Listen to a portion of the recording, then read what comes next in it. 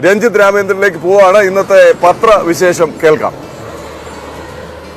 Thank you for the compliment. എന്നാലും നമുക്ക് നേരിട്ട് പത്രത്തിലേക്ക് പോകാം. പത്രം 18-ൽ സമയക്കുറവുണ്ട്. 2664 മാതൃഭൂമിയുടെ ആദ്യത്തെ വാർത്ത. സ്കൂളുകളിൽ 2664 ഡിവിഷനും 7000 അധ്യാപകരും വേണമെന്നുള്ളതാണ്. കാരണം ഈ വർഷം 1,19,981 കുട്ടികൾ അധികമായി എത്തി. ആലപ്പുഴയിൽ നിന്ന് കെ ബാബു ചേട്ടന്റെ റിപ്പോർട്ട് വളരെ എക്സ്ക്ലൂസീവായി മാതൃഭൂമി നൽകിയിരിക്കുന്നു. അധ്യാപകർ കൂടുതലായി സ്കൂളുകളിൽ ഇല്ലെങ്കിൽ അധ്യാപനം നടക്കില്ല എന്നുള്ള വാർത്തയാണ് അവരുടെ പ്രധാനപ്പെട്ട വാർത്തകളൊന്ന്.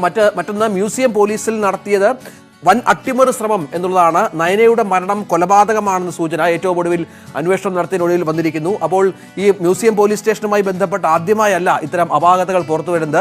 ഇപ്പോൾ നയനയുടെ മരണത്തിലും അവിടെ അന്വേഷണം നടന്നത് കാര്യക്ഷമമല്ല എന്ന വാർത്ത പ്രധാനമായും മാതൃഭൂമി ലീഡ് വാർത്തയായി കൊടുത്തിട്ടുണ്ട്. മാതൃഭൂമിയുടെ മറ്റൊരു പ്രധാനപ്പെട്ട വാർത്ത അത് ഈ ഹാരി രാജകുമാറിന്റെ പുതിയ വെളിപ്പെടുത്തലാണ്. ഉൾപേജിൽ 8-ാം പേജിലുള്ള വാർത്ത കോടതിയിൽ കുത്തിപ്പിടിച്ച് തള്ളിയിട്ടു. ഹാരി ജനിച്ച ദിവസം ഈ ചാൾസ് രാജകുമാരൻ എന്നുള്ള വളരെ പ്രധാനപ്പെട്ട ഒരു ആരോപണം ബ്രിട്ടീഷ് രാജകുടുംബവുമായി ബന്ധപ്പെട്ട് വരുന്നുണ്ട്. അത് വലിയൊരു വാർത്തയായി മാതൃഭൂമി നൽകിയിട്ടുണ്ട് ഇന്ന്.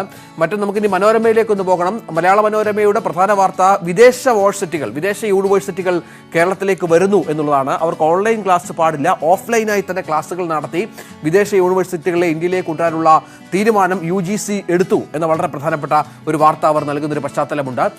ഒപ്പം CPM ജില്ലാ സെക്രട്ടറി ഇന്നലെ വി ജോയി തിരുവനന്തപുരം ജില്ലാ സെക്രട്ടറി തെരഞ്ഞെടുക്കപ്പെട്ടു. അത് സംസ്ഥാന നേതൃത്വത്തിന്റെ പിടിവാശി, സംസ്ഥാന നേതൃത്വത്തിന്റെ കർശന നിർദ്ദേശപ്രകാരമായിരുന്നു.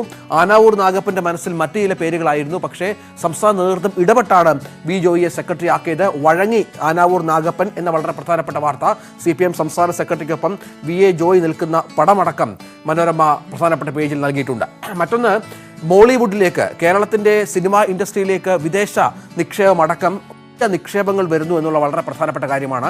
2023-ൽ ഏതാണ്ട് 3000 കോടിയൊക്കെ മുടക്കാൻ തയ്യാറായി നിക്ഷേപകർ വരുന്ന വാർത്ത മലയാള സിനിമയ്ക്ക് ഒരു ജീവവായുവാകുന്നു എന്ന വളരെ പ്രധാനപ്പെട്ട ഒരു വാർത്ത മലയാള മനോരമ മറ്റൊന്നായി നൽകിയിട്ടുണ്ട്.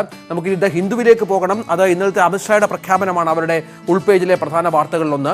അത് Ram temple will open on January 1, 2024 എന്ന ഷായുടെ പ്രഖ്യാപനം. 2024-ലെ ലോക്സഭാ തെരഞ്ഞെടുപ്പിലും BJPയുടെ മുഖ്യ അജണ്ട രാമക്ഷേത്രമായിരിക്കും എന്നാണ് ഹിന്ദു ഈ വാർത്തയിലൂടെ റിപ്പോർട്ട് ചെയ്യപ്പെട്ടിരിക്കുന്നത്. മറ്റൊന്ന്, കഴിഞ്ഞ ദിവസം നമുക്കറിയാം ഒരു യാത്രക്കാരിക്ക് നേരെ മൂത്രമൊഴിച്ച സംഭവം ഉണ്ടായിരുന്നു, ഒരു മുംബൈ വ്യവസായി. ഈ വിഷയത്തിൽ എയർ ഇന്ത്യയുടെ ഒരു നിസ്സംഗത ഉണ്ടായിരുന്നു. DGCA ആ വിഷയത്തിൽ എയർ ഇന്ത്യയുടെ വിശദീകരണം ചോദിച്ചിട്ടുണ്ട്. എന്തുകൊണ്ട് ആ യുവതിയുടെ കംപ്ലൈൻറ്റുമായി ബന്ധപ്പെട്ട് നിങ്ങൾ സ്ട്രിക്റ്റ് ആയുള്ള ഉടനടിയുള്ള ആക്ഷൻ എടുത്തില്ല എന്ന ചോദ്യമാണ് ഉന്നയിച്ചത്. അത് വളരെ പ്രധാനപ്പെട്ട വാർത്തയായി ദ ഹിന്ദു നൽകിയിരിക്കുന്നു. കേരള കൗമുദിയുടെ പ്രധാനപ്പെട്ട വാർത്തകളൊന്ന് അവകാശമല്ല പണിമുടക്ക് എന്നുള്ളതാണ്. അത് ഹൈക്കോടതിയുടെ വിധിയാണ്. സർക്കാർ ജീവനക്കാർക്ക് പണിമുടക്കാൻ അവകാശമില്ല.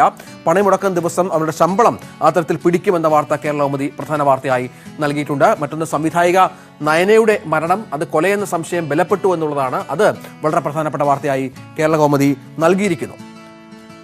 ഏതായാലും സമയക്കുറവുണ്ട്.